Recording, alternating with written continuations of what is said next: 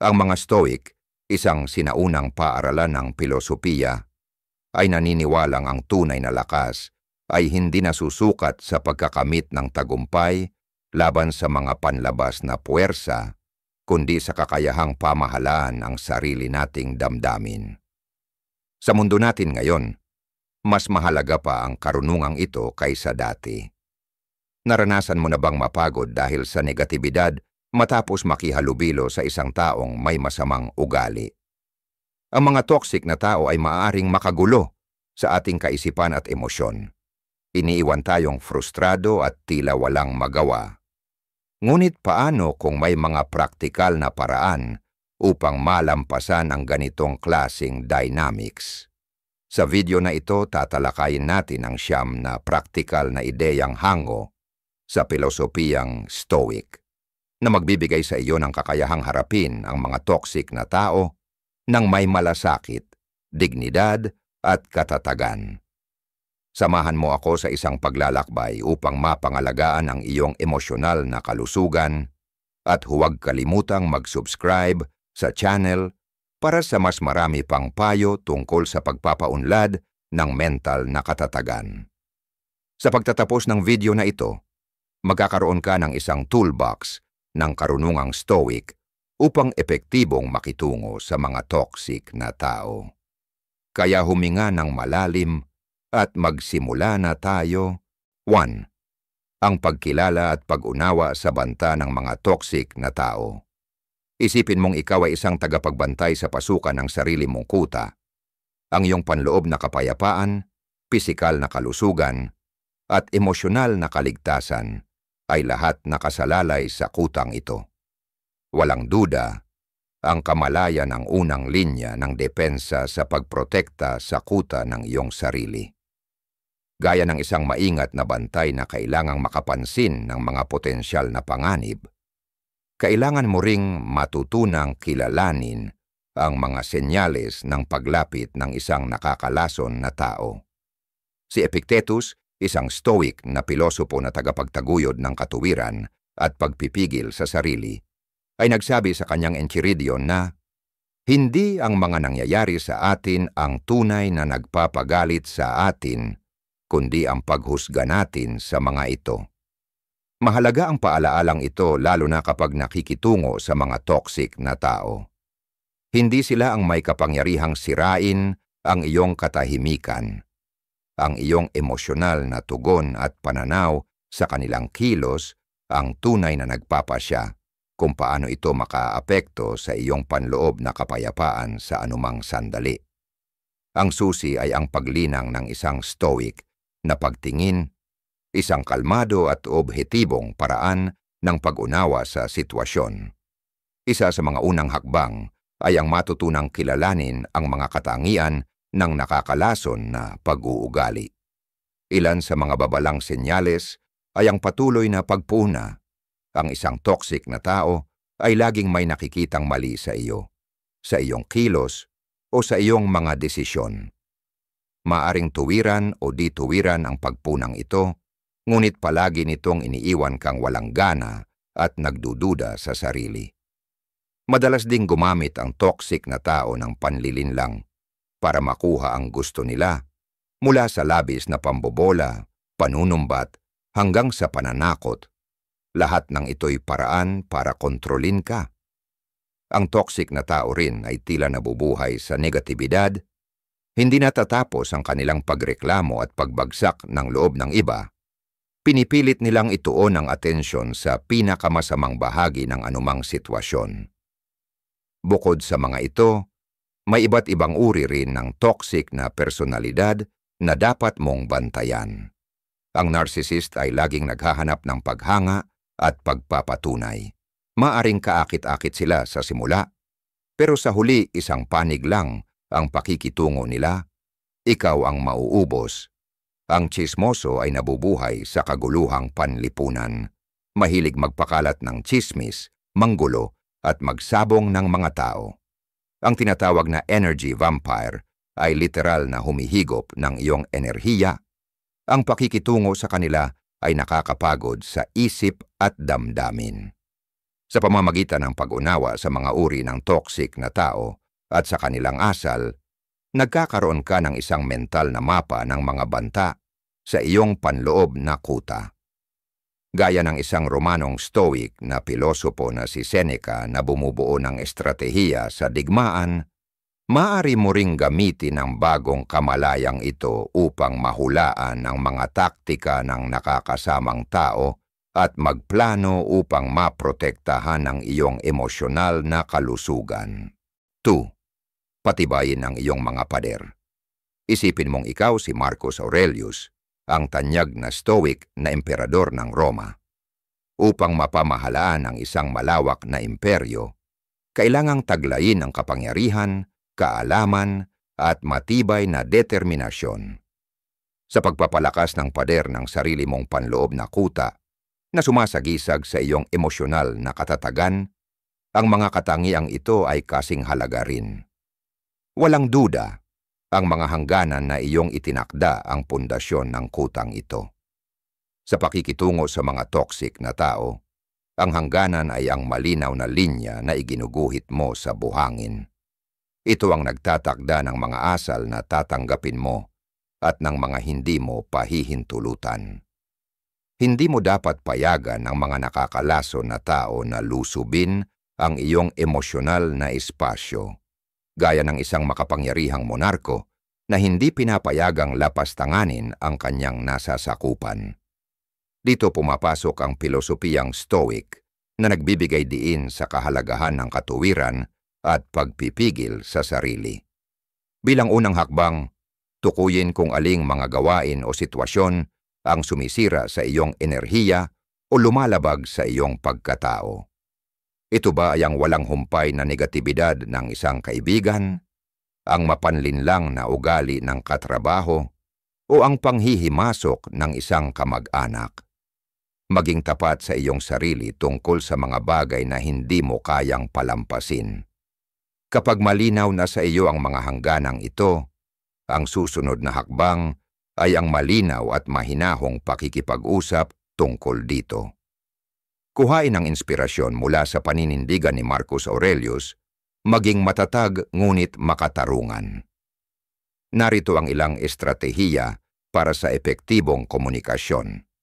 Pag-isipan kung ano ang iyong nararamdaman at gumamit ng mga pahayag na nagsisimula sa ako, sa halip na mapanumbat na ikaw. Halimbawa, sa halip na sabihing ikaw ay laging negatibo, maaari mong sabihin, pakiramdam ko ay nauubos ang lakas ko kapag palagi nating pinag-uusapan ang mga negatibong bagay. Maging tiyak hanggat maaari. Sa halip na sabihing kailangan ko ng espasyo, mas mainam ang hindi ako makakausap ngayon, pero masaya akong makipag-usap sa iyo sa ibang araw ngayong linggo. Tuparin mo ang iyong sinabi, ngunit gawin ito ng may kabaitan. Tandaan, may pagkakaiba sa pagiging matatag at pagiging agresibo. Mahalaga na maiparating mo ang iyong punto ng may tiwala sa sarili, ngunit hindi mayabang o mapanakit. Gayunpaman, ang pagtatakda ng hangganan ay hindi natatapos sa isang beses lang. Kinakailangan ang pagiging matatag at tuloy-tuloy sa pagpapatupad ng iyong mga hangganan, gaya ng isang Stoic na pinuno na palaging nakabantay laban sa pananakop ng mga barbaro. Ang isang pader na marupok ay madaling gibain. Kung hindi igagalang ng isang toxic na tao ang iyong mga limitasyon, paalalahanan mo sila sa mahinahon, ngunit malinaw na paraan. Kung kinakailangan, maaari mong bawasan ang pakikisalamuha sa kanila o tuluyang lumayo. Tandaan mo, ang pagtatakda ng hangganan ay hindi tungkol sa pagpaparusa, kundi sa pagprotekta sa sarili.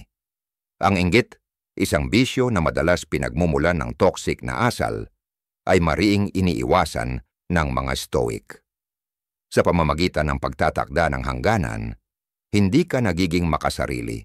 Pinangangalagaan mo lamang ang iyong emosyonal na kalusugan at lumilikha ng espasyong kailangan upang maitayo ang panloob na kapayapaan.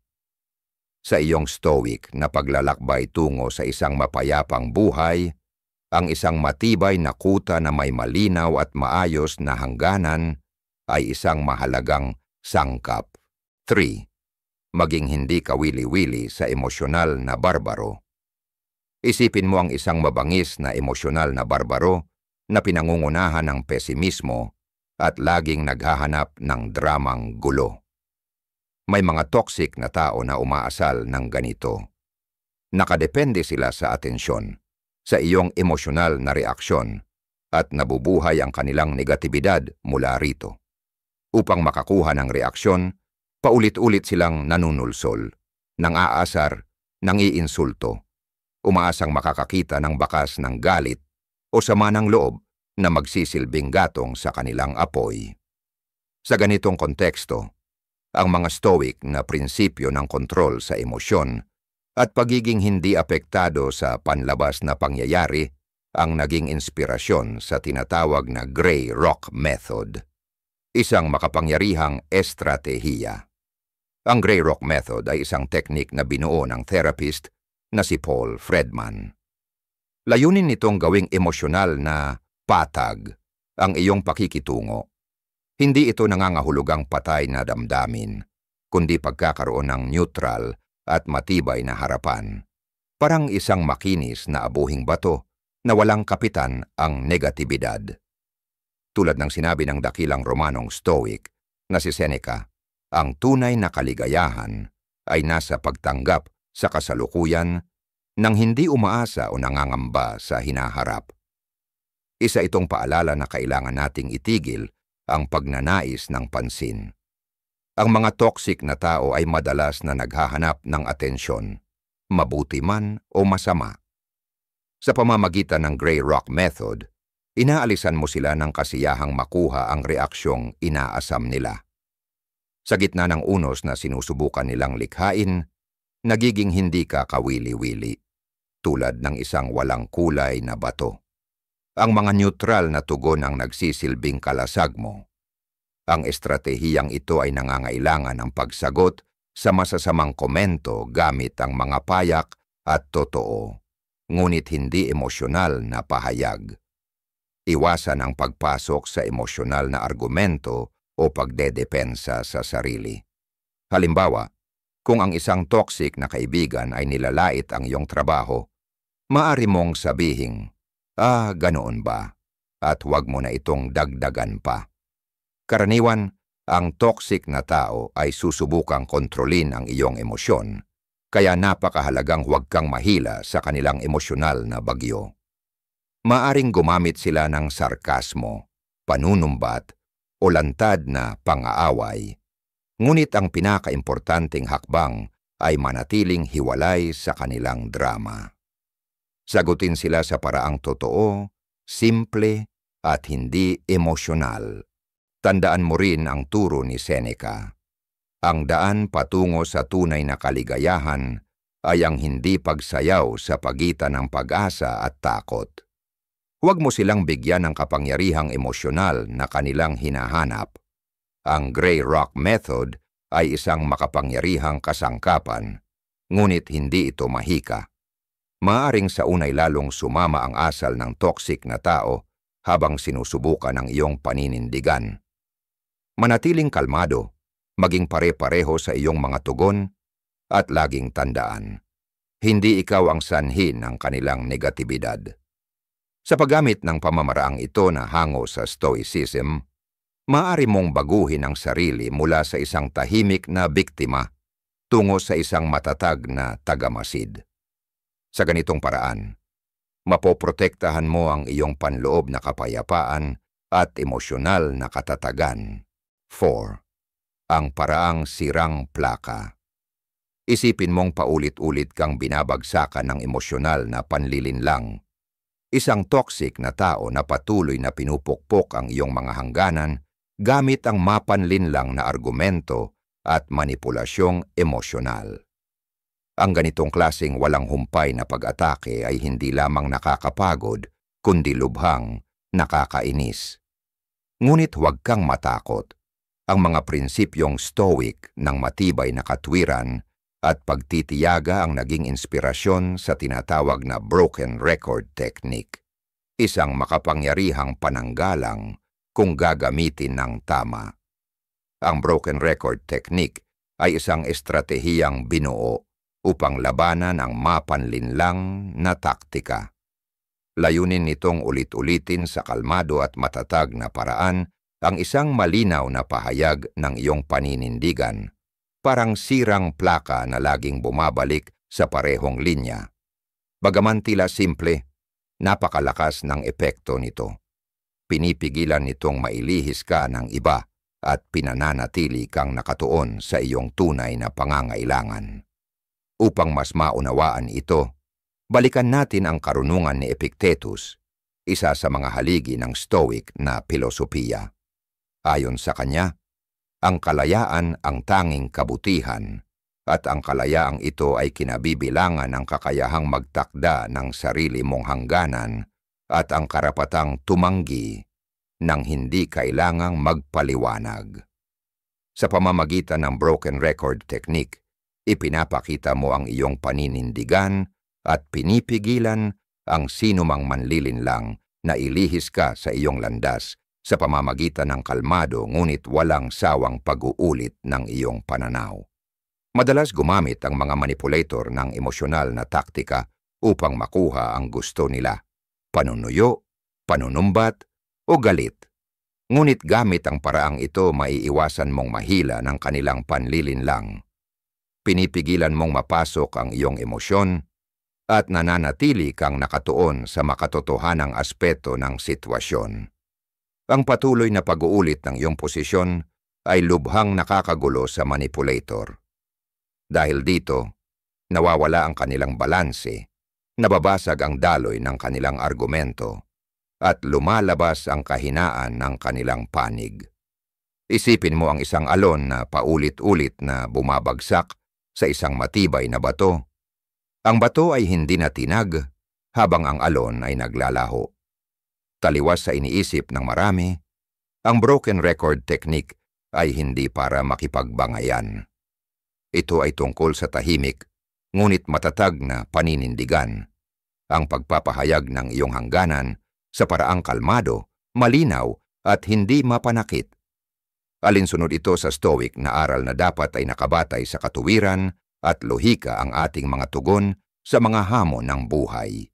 Sa paggamit ng teknik na ito, binibigyan mo ang iyong sarili ng kapangyarihang ipaglaban ang iyong kalayaan at pangalagaan ang iyong panloob na kapayapaan gamit ang walang kapantay na paninindigan. 5. Huwag patulan ang pain. Isipin mo ang isang bihasang mangingisdang nagpapakawala ng pain na puno ng negatibong kaisipan, umaasang mahuhuli ka sa isang malalim na whirlpool ng emosyonal na kaguluhan.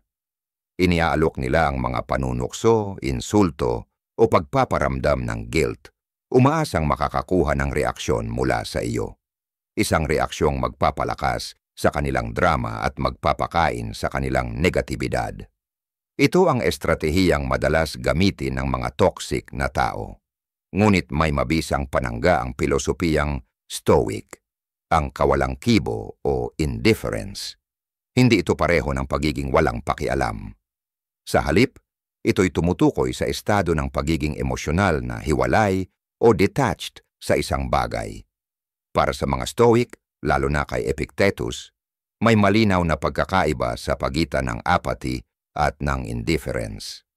Para sa kanila, ang apathy ay kawalan ng malasakit at sigla, habang ang indifference ay pagkakahiwalay sa masasamang emosyon at maling paghusga na bumabaluktot sa ating katinuan. Sa pakikitungo sa mga toxic na tao, napakahalaga ng pagkakaibang ito. Ang Stoic indifference ay isang malay na desisyon na huwag hayaang itali ang sarili sa negatibong emosyon ng sitwasyon. Halimbawa, isipin mong may pain sa tubig. Tinitingnan mo lang ito ng may malamig na pag-iisip, hindi naaapektuhan ng kapangyarihan nitong galitin ka. Kapag hindi mo ito pinatulan, kusa itong nawawalan ng bisa. Kapag hindi mo sinagot ang kanilang mga negatibong komento, Nawawala ang kontrol nila sa iyo. Dahil walang reaksyon, nauubusan ng gatong ang drama na sinusubukan nilang likhain. Ang susi ay pagiging mulat sa estratehiya. Alamin ang mga palatandaan na sinusubukan kang hulihin. Pasaring ba ito? Isang insultong nakabalot sa magalang na mungkahi, o isang guilt trip na tinatakpan ng mabuting intensyon. Sa sandaling makilala mo ang paraan nila, nababawasan na ang epekto nito. At dito pumapasok ang tunay na kapangyarihan ng stoic indifference, ang kakayahang umiwas sa emosyonal na bitag. Hindi nangangahulugang kailangan mong maging manhid o walang puso. Itinuturo ng Stoicism ang pagpapalago ng mabubuting emosyon, ngunit tinuturuan ka nitong kumalas sa mga negatibong damdamin na wala kang kontrol at ituon ang iyong enerhiya sa mga bagay na kaya mong hawakan. Sa pamamagitan ng ganitong pananaw, nagiging isa kang payapang tagamasid sa halip na kalahok sa kanilang drama. Ipinapakita mo na hindi ka interesado sa emosyonal na bitag na nilalatag nila. At sa huli, ang nananatili ay ang iyong sariling panloob na kapayapaan. Isang matibay na kanlungan na hindi naapektuhan ng mga bagyong nililikha ng iba. 6. Ang sining ng hindi pagpatol. Isipin mo ang isang taong parang verbal gladiator, isang eksperto sa pang-iinsulto at pasaring, at nabubuhay sa init ng argumento. May mga taong lason sa paligid natin, at tila ito ang mundong ginagalawan nila. Ginagamit nila ang salita bilang armas, layuning galitin ka, ipahiya ka, at hilahin ka papasok sa kanilang emosyonal na bitag. Narito ang isang estratehiya mula sa Stoicism na hindi lang epektibo, kundi madalas ding hindi napapansin. Ang sining ng hindi pagpatol. Kapag ito ay ginamit ng may pag-iisip, ang katahimikan ay nagiging makapangyarihang sandata laban sa mapanirang salita. Pinipigil nito ang inaasahang tugon, at sa halip ay binabasag ang dinamikong gusto nilang mangyari. Ngunit ang nakakabinging katahimikan ay hindi madaling gawin para sa lahat. Madalas tayong naturuan na kailangan nating sumagot, ipagtanggol ang sarili, o ipanalo ang argumento. Pero itinuturo ng Stoicism ang kahalagahan ng pagpigil sa sarili. Ang katahimikang ipinapamala sa tamang sandali ay tanda ng tunay na kontrol. Para mas maunawaan ang lakas ng hindi pagpatol, balikan natin ang mga isinulat ni Marcus Aurelius, ang kilalang Stoic na emperador ng Roma. Sabi niya, huwag mong aksayahin ang oras sa pagtalakay kung ano ang isang mabuting tao. Maging isa ka. Ang mga taong toxic ay kadalasang umaasa sa paulit-ulit na pattern. Laging negatibo ang tono nila, at palaging may inaabangang reaksyon mula sa iyo. Kapag ipinakita mo ang galit, inis o pagdedefensa, para mo na ring pinapakain ang apoy. Ngunit kapag hindi ka tumugon, nababasag ang cycle na ito. Hindi mo sila binibigyan ng emosyonal na tugon na hinahanap nila. Isipin mong parang laban ng tennis. May nagsilbi ng bola ng buong lakas, pero walang tao sa kabilang dulo ng court. Bumagsak lang ang bola sa sahig. Tahimik ang lahat. Sa ganitong pananaw ang katahimikan ay hindi kawalan. Isa itong mensahe.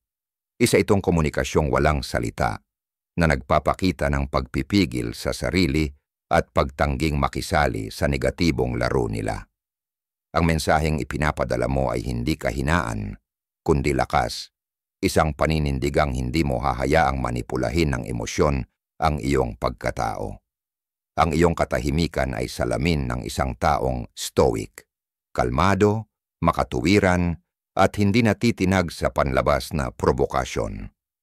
Gayunpaman, kailangan mong maghanda para sa mas matinding pagsubok. Sa una, maaring tumindi pa ang pananalita ng toxic na tao, mas marami pang insulto, mas matinding pang-aasar, lahat para lang makuha ang reaksyon mo. Pero manatili kang kalmado. Manatili sa katahimikan. Tandaan, ang katahimikan ay hindi senyales ng kahinaan, kundi isang makapangyarihang instrumento na ginagamit ng mga tunay na matatag. Hindi lahat ng sitwasyon ay kayang resolbahin sa pamamagitan ng hindi pagpatol. Ngunit ito ay isang mahalagang sandata sa arsenal ng isang stoic. Maaari nitong mawala ng bisa ang mga taong mapanira, maprotektahan ang iyong panloob na kapayapaan, at ipakita na kontrolado mo ang sarili mong emosyon. Sa pagpili ng katahimikan, nagpapadala ka ng makapangyarihang mensahe na hindi ka magpapadala sa laro nila at hindi ka basta-basta nahuhulog sa mga bitag ng drama at kaguluhan. 7. Limitahan ang iyong pagkakalantad. Isipin mong nasa loob ka ng isang matibay na kuta kung saan maingat mong pinangangalagaan ang iyong kalusugang pangkaisipan sa pamamagitan ng malinaw at mahigpit na mga hangganan. Ngunit kahit gaano katibay ang mga pader na iyon, hindi ka pa rin ganap na ligtas sa mga panganib na mula sa labas. Tulad ng mga mapilit na manlulusob, ang mga taong kontaminado o toxic ay patuloy pa ring susubukang pasukin ang iyong pananggalang. Dito pumapasok ang stoic na prinsipyo ng pagkontrol sa kung ano lamang ang kaya mong kontrolin. Totoo, hindi mo kayang kontrolin ang asal ng ibang tao, ngunit kaya mong piliin kung gaano karaming oras ang gugugugulin mo sa kanila. Isa sa mga pinakaunang linya ng depensa ay bawasan ang interaksyon mo sa mga taong may negatibong impluensya. Kung posible, maglagay ng pisikal na distansya. Pwede mong ipagpaliban ang isang lakad o magalang na lumayo sa isang usapan na hindi makabubuti sa iyo. Tandaan, hindi ito kawalan ng respeto, kundi isang hakbang sa pagprotekta sa sarili. Tulad ng isang stoic na pinuno na hindi basta-basta magpapadala ng kanyang hukbo sa labang hindi naman kailangan. Ganon din, hindi mo kailangang ilantad ang sarili mo sa negatibidad kung hindi ito kinakailangan. Ngunit alam nating hindi lahat ng toxic na tao ay madaling iwasan. Minsan sila ay kasamahan sa trabaho, kamag-anak, o dating kaibigan. Sa ganitong mga pagkakataon, ang emosyonal na distansya ang susi. May ilang paraan upang magawa ito. Una, ayon kay Epictetus, isang kilalang stoic, ang kaligayahan at kalayaan ay nagsisimula sa malinaw na pagkakaunawa sa isa't isa. Sa madaling salita, mahalaga ang mental detachment, ang kakayahang maunawaan ang negatibidad ng iba nang hindi ito hinahayaan, sirain ang iyong pananaw. Obserbahan mo ang kanilang kilos nang hindi ka naaapektuhan. Hindi mo kailangang makisangkot sa kanilang emosyon para lang makiramay. Sa halip, tanawin mo ang sitwasyon ng may obhetibong mata, hindi emosyonal. Ikalawa, gamitin ang tinatawag na cognitive reframing, isang teknikang batay sa stoicism. Kapag may kasamahan kang laging nagrereklamo, imbes na madala ka sa kanyang negatibidad, isipin mo na lang, mukhang may mabigat siyang pinagdadaanan. Sa ganitong paraan, nababaligtad ang pananaw at hindi mo hinahayaang kunin ng ibang tao ang iyong emosyonal na balanse.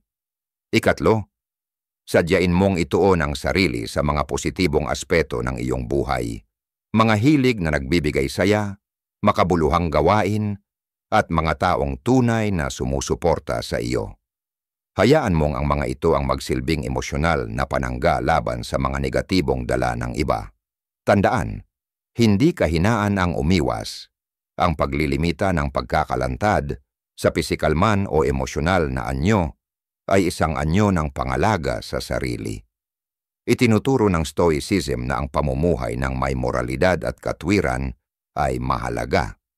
Kapag binawasan mo ang oras at espasyong ibinibigay mo sa mga taong sumisira ng loob mo, binibigyan mo ng puwang ang sarili mong panloob na pag-unlad.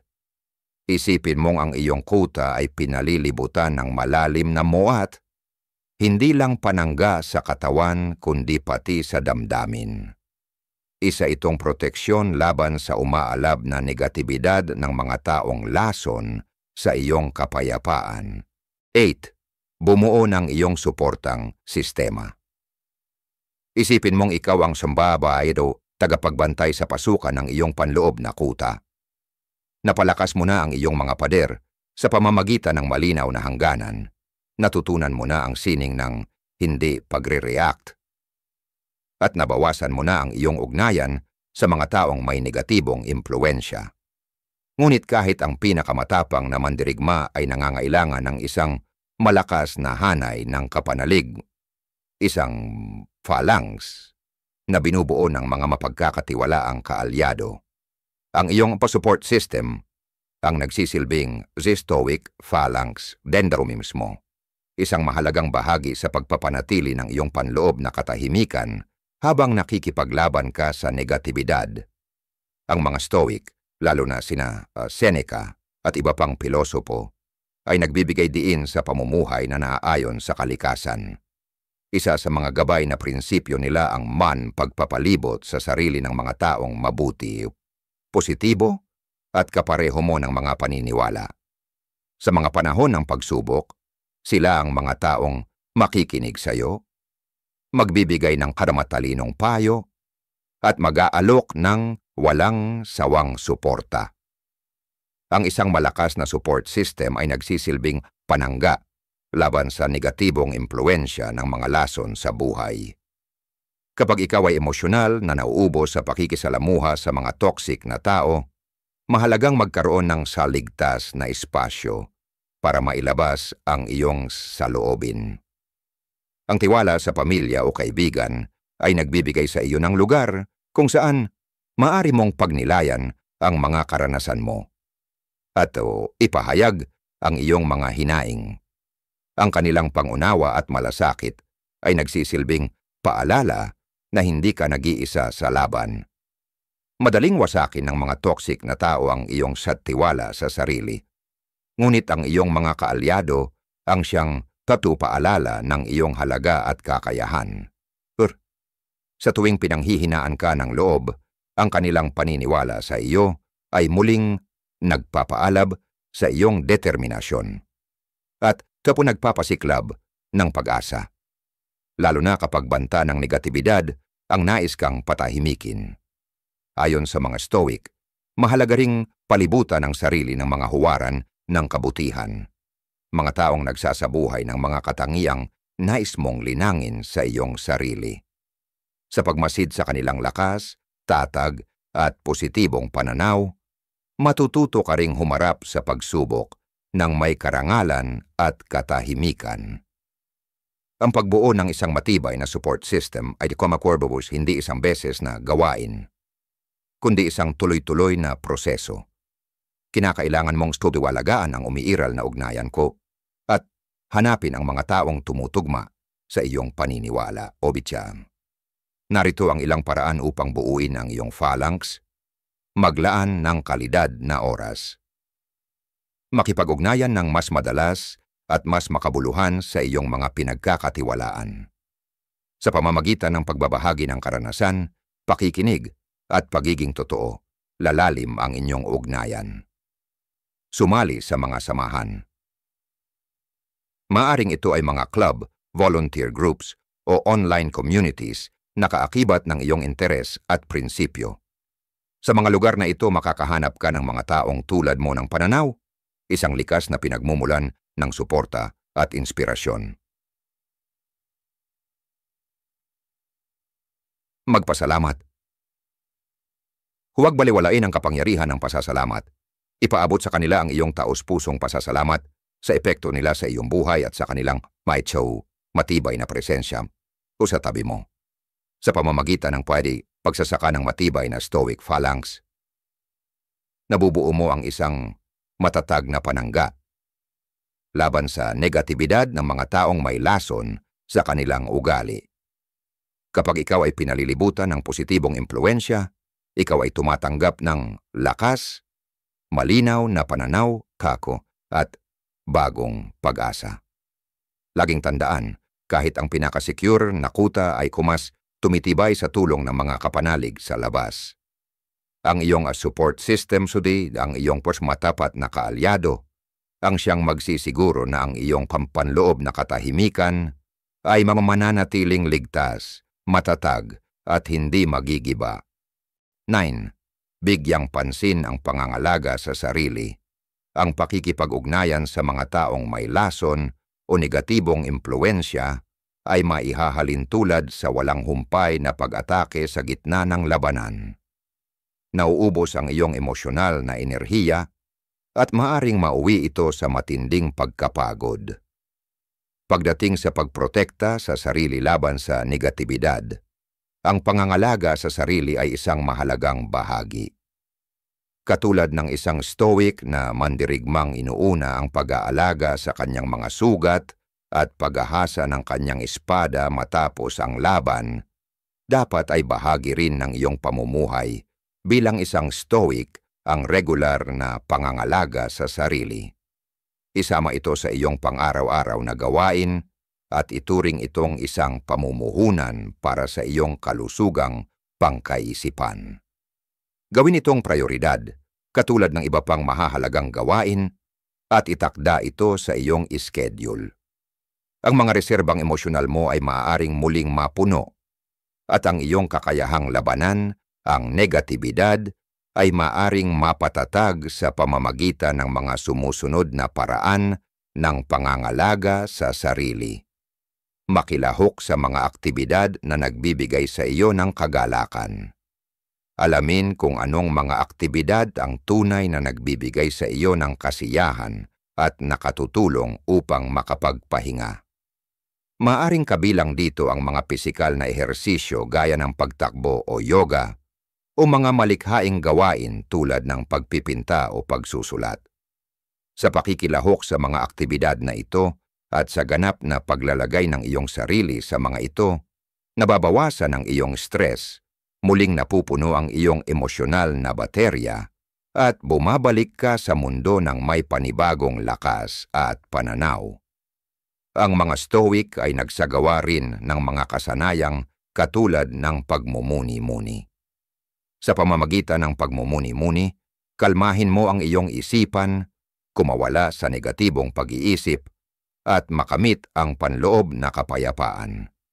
Kapag naging bahagi ito ng iyong regular na pangangalaga sa sarili, nagkakaroon ka ng mabisang kasangkapan upang harapin ang stress at negatibidad, mula man ito sa iyong sarili o sa ibang tao na nakalalason para sa iyo. Humanap ng katahimikan sa kalikasan. Binibigyang diin ng mga stoic ang pamumuhay na naaayon sa kalikasan. Ang paglalaan ng oras sa mga natural na paligid, tulad ng paglalakad sa parke o pag-akyat sa bundok, ay may malaking epekto sa ating kalusugan at kaligayahan. Kung nais mong mabawasan ang stress, mapabuti ang mood, at magkaroon ng mas malawak na pananaw upang labanan ang negatibidad na dala ng mga taong may lason sa iyong buhay, subukang ilubog ang sarili sa kalikasan bilang isang uri ng preemptive maintenance para sa iyong emosyonal na kalusugan. Isipin ang pangangalaga sa sarili bilang isang practice. Ang isang taong may sapat na pahinga at sentro sa sarili ay mas handang harapin ang mga negatibong damdamin. Tulad ng isang stoic na mandirigmang sinisigurong matibay ang kanyang baluti at matalas ang kanyang espada, maaari mong paunlarin ang iyong emosyonal na katatagan sa pamamagitan ng mga teknik ng pangangalaga sa sarili. Pakinggan ang mga senyales ng iyong katawan. May patuloy na komunikasyon sa pagitan mo at ng iyong katawan. Obserbahan ang mga senyales ng pagkapagod, tensyon, o emosyonal na pagkaubos at bigyang pansin ang mga ito. Huwag maghintay hanggang sa ikaw ay tuluyang mapagod bago kumilos. Isama ang tamang pagkain, sapat na tulog at pagkuha ng pahinga sa araw-araw. Bagamat tila simple, ang mga ito ang bumubuo sa pundasyon ng iyong emosyonal na katatagan. Magtakda rin ng hangganan sa oras na ilalaan mo para sa pangangalaga sa sarili. Kung paano ka nagtatakda ng hangganan sa mga taong may negatibong impluensya, Ganon din ang dapat mong gawin sa oras para sa iyong sarili. Maaring ito ay sa pagtanggi sa mga kahilingang maaring makaistorbo sa iyong oras ng pahinga o sa pagtatakda ng partikular na mga oras sa araw para sa mga gawaing nakatutok sa self-care. Lagi mong tandaan na ang pag-una sa iyong sariling kalusugan ay hindi pagiging makasarili. Sa halip, ito ay isang pangangailangan upang mapanatili ang iyong emosyonal na katatagan. Maari kang maging mas malakas at balanseng individual kung isasama mo ang pangangalaga sa sarili sa iyong pamumuhay bilang isang stoic.